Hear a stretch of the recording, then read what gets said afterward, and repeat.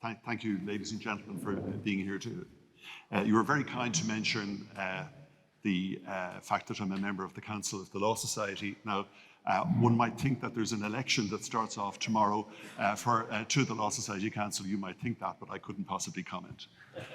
Now, the subject I'm going to speak about today relates to the intersection of privacy law with company law, and in particular, company law disclosure.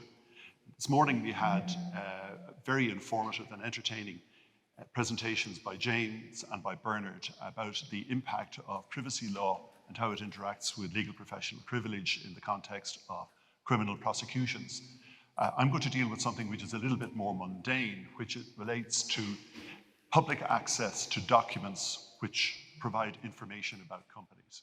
Earlier on, we heard from James and Bernard about the way that EU law has been advancing privacy, or from another perspective, advancing concealment of information.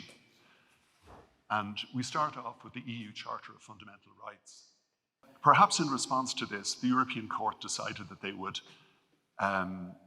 put out a statement. Very unusually, they didn't put it on their website, they put it on their LinkedIn page, and I can thank David Hegarty from the CEA who highlighted this for me.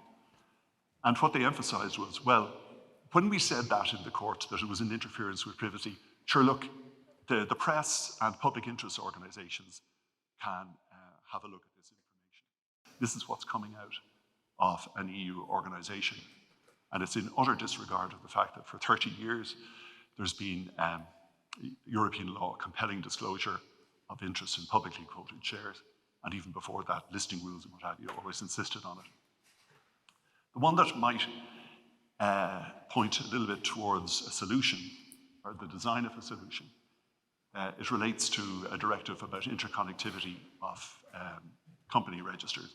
And they came up with the view that in any measure that provides for the disclosure of information, the limits of what is disclosed should be set out in that measure.